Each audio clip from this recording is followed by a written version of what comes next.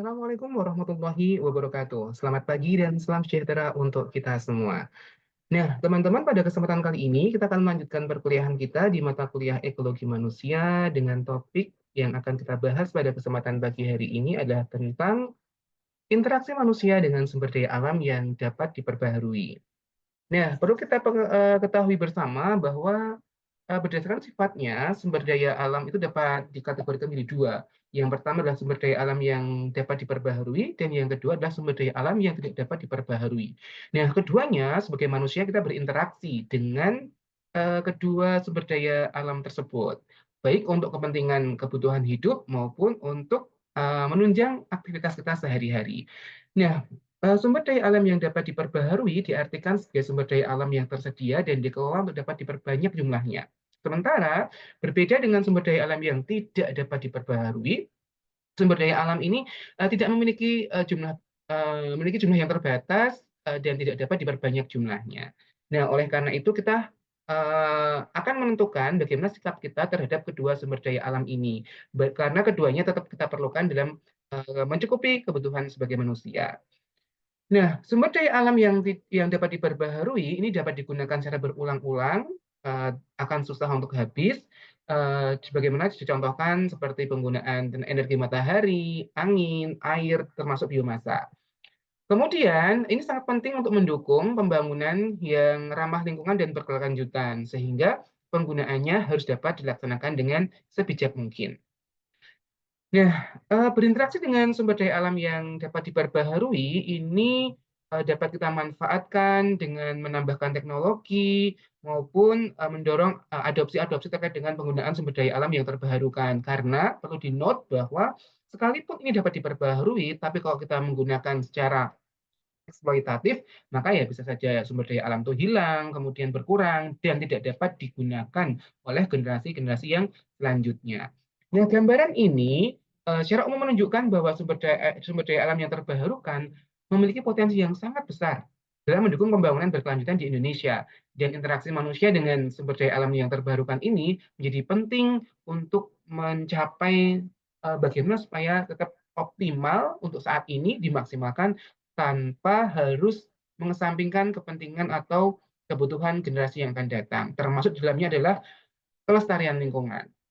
Nah, lalu apa saja tipe-tipe dari sumber daya alam yang terbarukan? Sebagaimana dicontohkan, bisa ada energi sinar matahari sebagai pembangkit tenaga listrik, pemanas air tenaga surya, kemudian angin sebagai pembangkit listrik tenaga angin, terus juga energi air sebagai PLTA, kemudian pembangkit listrik tenaga mikrohidro, kemudian juga energi biomasa yang berasal dari sumber organik seperti kayu, limbah, dan berbagai macam jenis sampah organik yang dapat digunakan untuk menghasilkan energi alternatif. Nah, perlu kita ketahui bahwa setiap sumber daya alam yang terbarukan tentu memiliki karakteristik yang berbeda-beda dalam pemanfaatannya, kemudian memperolehnya, memproduksinya. Nah, ini semua bisa dimanfaatkan dalam rangka menunjang pembangunan yang lebih berkelanjutan. Lalu, apa saja sih manfaat yang dapat kita peroleh dari sumber daya alam yang terbarukan? Nah, yang pertama tentu mengurangi dampak lingkungan, karena energi yang dihasilkan adalah energi alternatif yang lebih bersih, lebih apa namanya, ramah lingkungan, sehingga akan mengurangi dampak-dampak yang itu dapat merusak apa namanya, merusak ekosistem, ya begitu. Kemudian yang kedua adalah meningkatkan ketahanan energi, terutama untuk menunjang energi yang terbarukan terkait dengan ketersediaan dan juga kemandirian energi suatu negara. Lalu berkaitan dengan ramah lingkungan juga mensupport atau mendukung adanya ekonomi hijau, seperti menciptakan lapangan kerja baru dan mendorong ekonomi yang jauh lebih ramah lingkungan. Nah, ini penting ya karena, mendukung ekonomi hijau itu berarti, mengoptimalkan potensi-potensi pekerjaan yang selaras dengan, praktek-praktek energi hijau tersebut. Seperti, tenaga untuk, membuat, biogas, dan, jenis pekerjaan yang lain. Lalu ada juga menyediakan sumber energi yang berkelanjutan, serta meningkatkan kesejahteraan masyarakat, mulai dari pengurangan dampak polusi udara, air, kemudian bau, kemudian kesemuanya itu pada akhirnya akan berimbas pada kesehatan manusia yang lebih baik. Nah, namun demikian, dengan pemanfaatan yang sebetulnya sudah potensial banget, tetapi tetap saja masih rendah dalam pemanfaatan sumber daya, alam tersebut. Kenapa? Karena ada beberapa tantangan yang dihadapi oleh, manusia. Yang pertama adalah jelas, ini termasuk challenge yang paling berat, biaya awal investasi yang tinggi. Ya, karena dengan teknologi terbarukan memerlukan model investasi yang tinggi untuk pembangunan berbagai macam infrastruktur, pembelian peralatan, kemudian teknologi-teknologi serta rakitan-rakitannya, maupun keterampilan menghadirkan orang-orang yang punya skill untuk, biaya awal ini. Kemudian yang kedua adalah terbatasnya akses teknologi yang ramah lingkungan. Kalau menggunakan mesin-mesin dengan bahan-bahan atau dengan barang yang, apa namanya, tidak terbarukan kan gampang banget, tetapi bagaimana kita bisa menghadirkan teknologi yang ramah lingkungan, kemudian mau mengadopsi dengan biaya awal yang tinggi, nah ini yang jadi tantangan di kita juga.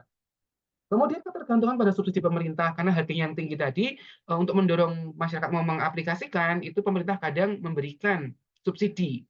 Nah, kalau subsidi itu dicabut lama-lama, nah masyarakat sudah siap atau belum? Kadang kalau belum siap ya, mereka akhirnya malah balik lagi berganti ke energi yang tidak terbarukan atau sumber daya alam yang tidak terbarukan tadi. Lalu ada infrastruktur yang terbatas, seperti jaringan listrik kadang, tempatnya ada, namun untuk akses ke pemukiman, ke masyarakat masih sangat jauh dan jadi tantangan dalam, apa namanya, pembangunan infrastruktur. Kalau mau dibangun infrastruktur pun juga biayanya ternyata juga tidak kalah tinggi ya. Lalu kurangnya kesadaran masyarakat, masih angel, susah untuk diedukasi, belum menerima inovasi, terus apalagi ya, misalkan ketika diterapkan masih dengan biaya yang jauh lebih tinggi, tapi kemanfaatannya lebih besar sekalipun, tapi kalau mereka SDM-nya nggak siap, ya kadang-kadang mereka balik lagi ke energi, energi yang tidak terbaharui, tetapi dengan harga yang lebih murah. Nah, misalkan demikian. Nah, teknologi terkini dalam pemanfaatan sumber daya alam dapat bisa, berwujud sebagai contohnya adalah teknologi panas bumi yang canggih, terus kemudian, ada turbin angin, terus juga ada teknologi biomasa generasi baru yang lebih ramah lingkungan, terus pembangkit listrik tenaga arus laut, dan juga panel surya, ya berupa atap-atap yang sekarang sudah banyak dimanfaatkan. Nah, dampak positif penggunaan dari sumber daya alam yang terbarukan ini diantaranya adalah pengurangan emisi karbon dan peningkatan ketahanan energi.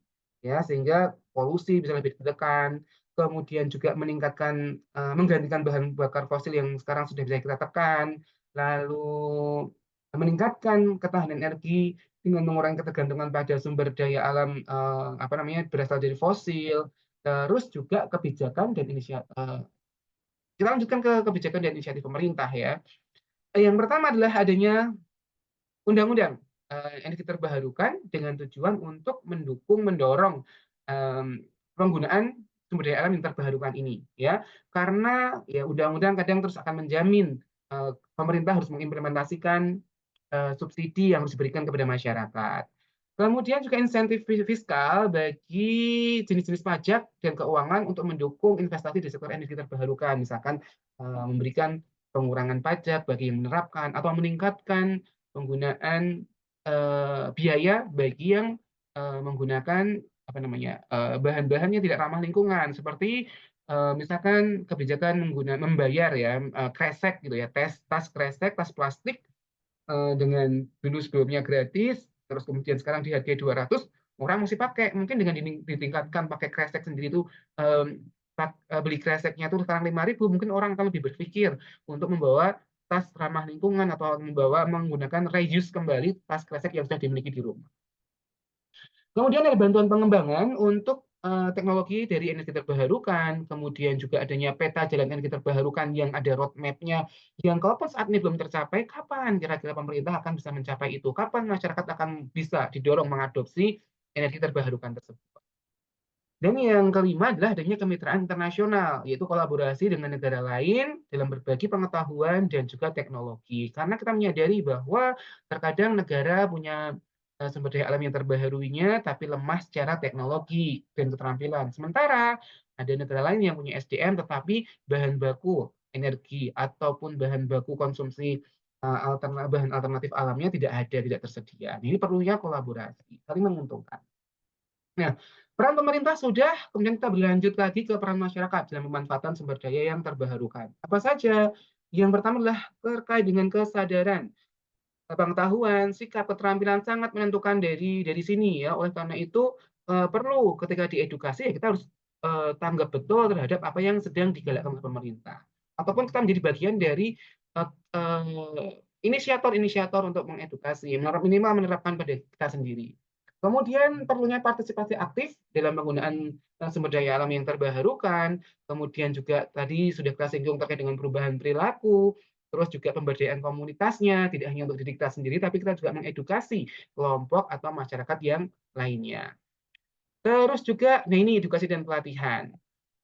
Nah, kita sedikit meninjau bagaimana evolusi kebijakan terkait dengan, gas melon sebagai contoh atau case study, studi kasus di negara kita.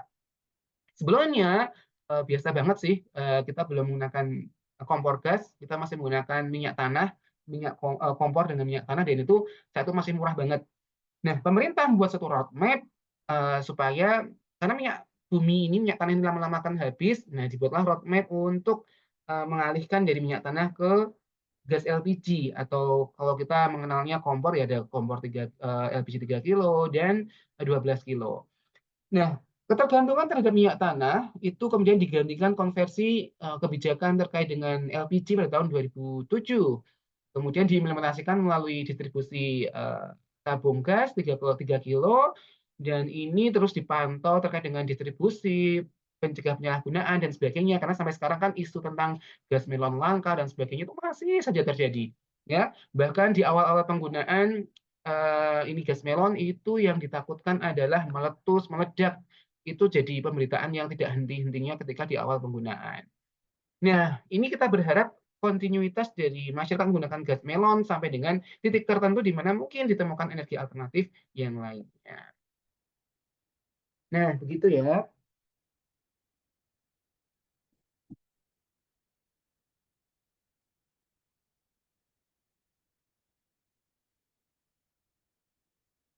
Lalu kita lanjutkan kembali terkait dengan bagaimana mengatasi dilema terkait dengan kebijakan BBM yang ramah lingkungan. Ada 4 komponen, mulai dari biaya ekonomi, resistensi sosial, infrastruktur, dan juga kerjasama internasional. Penekanan biaya ekonomi dapat dilakukan dengan menekan beban keuangan pada pemerintah dan juga tantangannya adalah investasi awal yang tinggi. Nah, ini yang mau tidak mau harus ada suatu apa ya, investasi awal baik dari pemerintah dan juga dimengerti oleh masyarakat supaya, ketimpangan ini bisa kemudian diminimalisir. Kemudian terkait dengan resistensi sosial atau masyarakat tidak mau gitu ya, susah untuk, diajak memakai atau beralih ke sumber daya alam yang terbaharui, itu misalkan kadang-kadang datang dari kebiasaan yang mengakar. Angel disuruh, apa ya, ganti dan ini penyakitnya ya di bidang penyuluhan, pertanian, penyuluhan masyarakat seringkali seperti itu kalau udah terbiasa dengan yang selama ini dan nyaman, murah, disuruh berganti, belum terbiasa, ya begitu.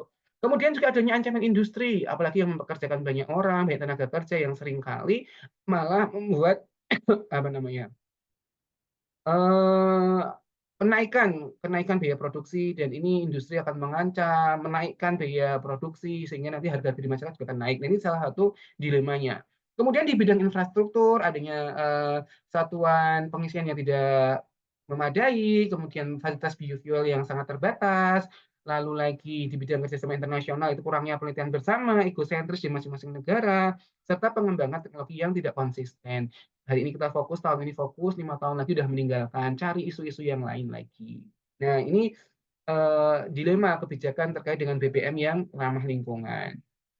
Lalu yang berikutnya ada terkait dengan implikasi sosial, kemajuan teknologi, dan juga tantangan ekonomi seperti bagaimana transisi kebijakan energi yang ke lebih yang bersih itu dihadapkan pada satu beban biaya dan juga infrastruktur yang masih sangat tinggi juga sama.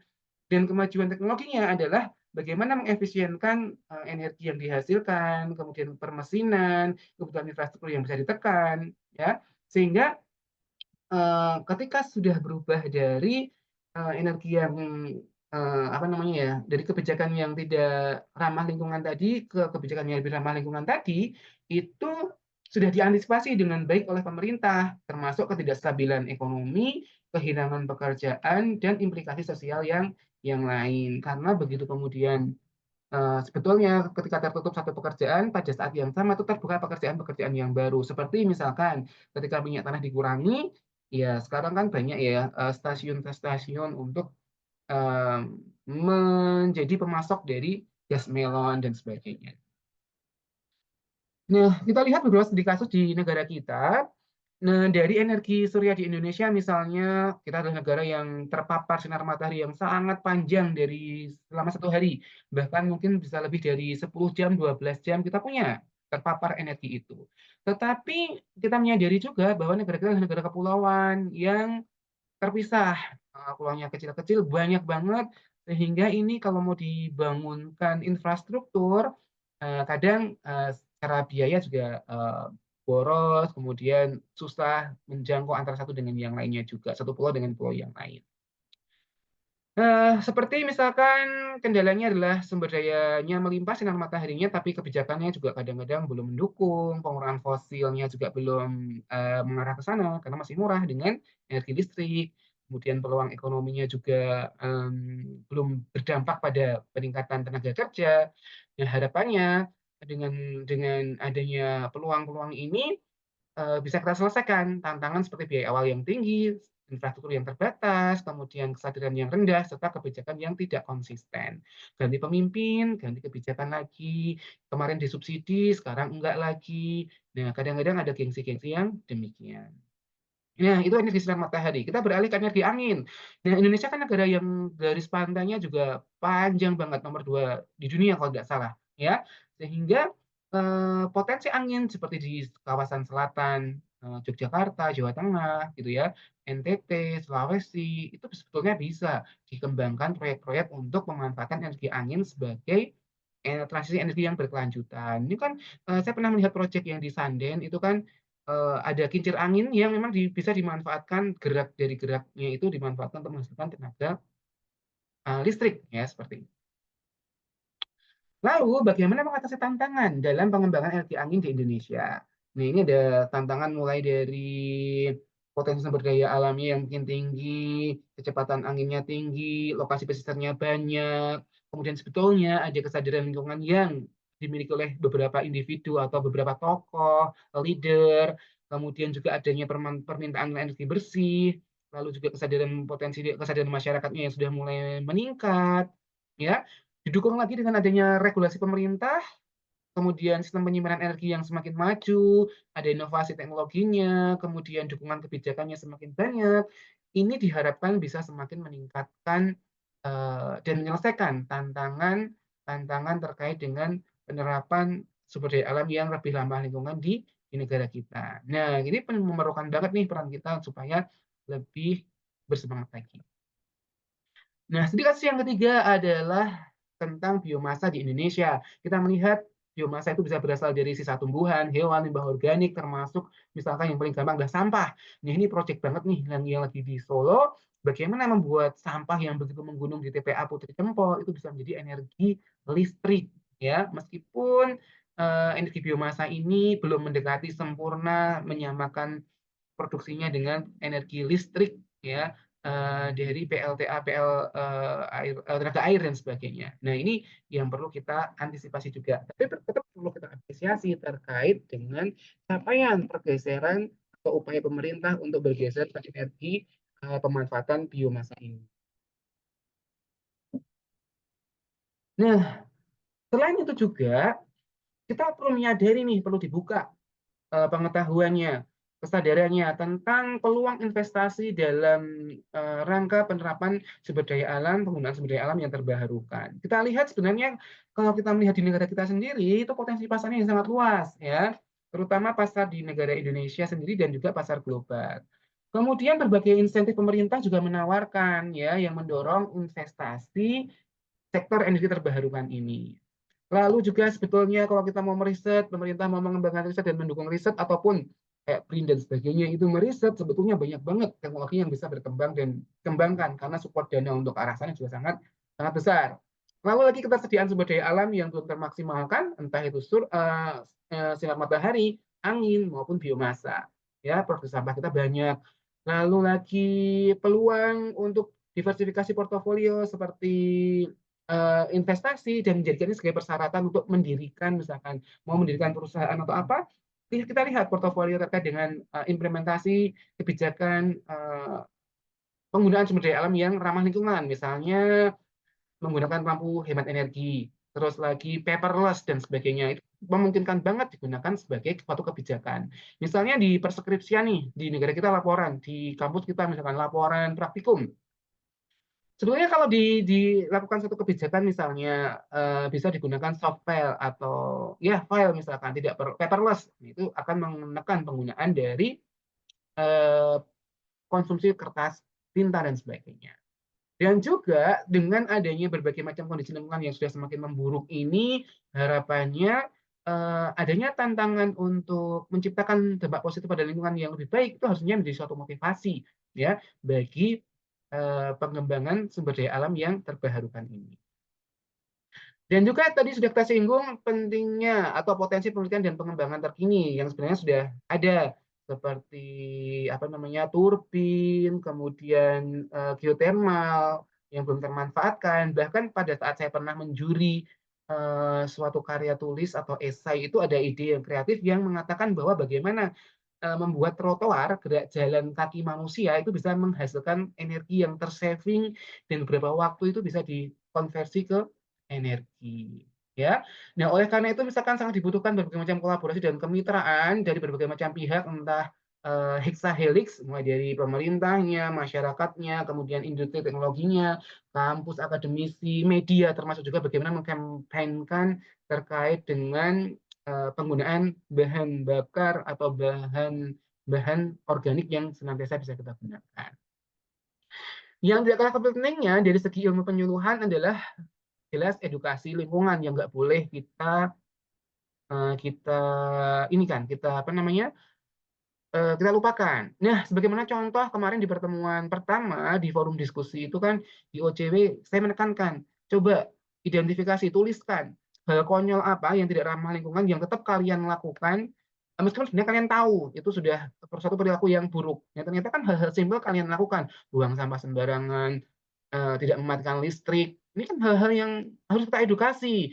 Mudeng tahu tapi tidak melakukan, tidak berubah kepada suatu perilaku. PR banget. Lalu pemberdayaan masyarakat lokal, promosi gaya hidup ramah lingkungan, pelatihan teknologi terkini, serta pengembangan kurikulum di bidang pendidikan. Karena kita menyadari bahwa yang untuk mengubah suatu pengetahuan, sikap, dan keterampilan, sisi yang paling efektif sejauh ini adalah di bidang pendidikan, edukasi, masuk ke kurikulum.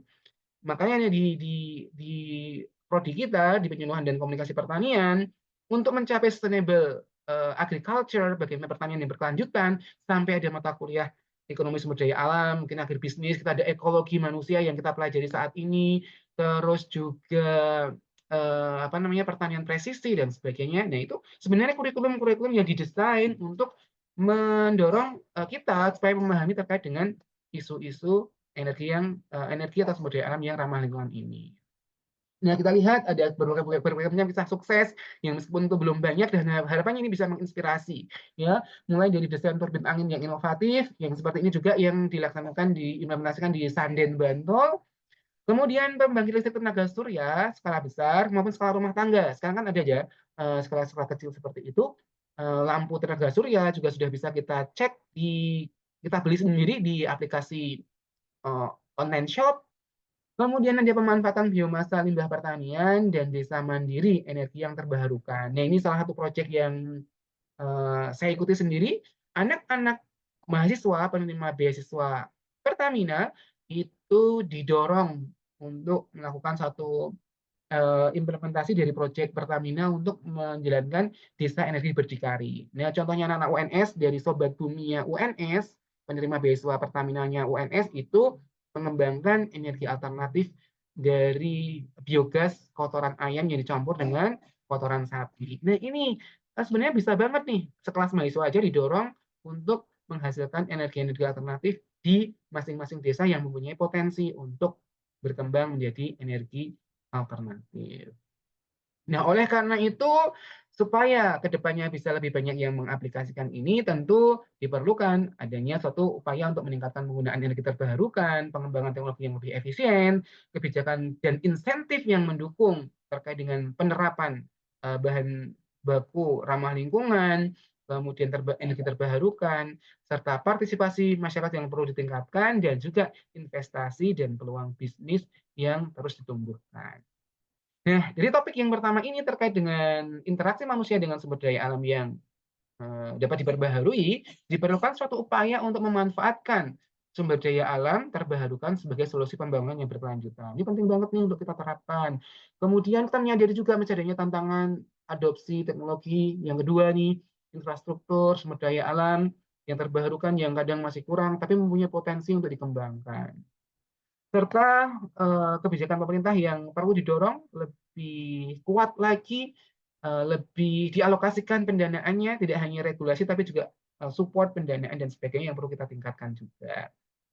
Terus, pentingnya peran serta masyarakat untuk menyadari apapun yang dilaksanakan oleh kebijakan pemerintah, itu kita juga harus berprasangka baik bahwa itu untuk masa depan, eee Indonesia ke depannya. Maka dalam hal ini sebagai konteks ilmu penyuluhan, itu penting banget menyampaikan roadmap kepada masyarakat, pencapaian misalkan pencapaian sumber daya alam yang terbaru ini, melalui roadmap yang itu bisa ditangkap, dipahami oleh masyarakat.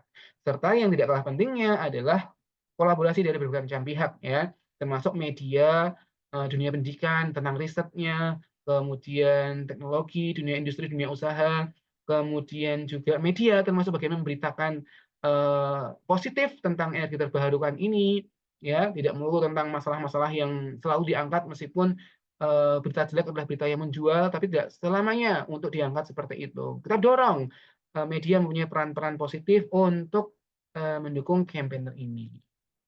Ya, terakhir, kita menyadari bahwa interaksi manusia dengan sumber daya alam yang dapat diperbaharui memberikan gambaran yang komprehensif bahwa, meskipun masih terdapat tantangan yang perlu dihadapi, ini masa depan banget untuk kita bertransformasi dari, energi yang, apa namanya, energi ataupun penggunaan bahan baku yang tidak ramah lingkungan beralih ke bahan baku yang lebih ramah lingkungan.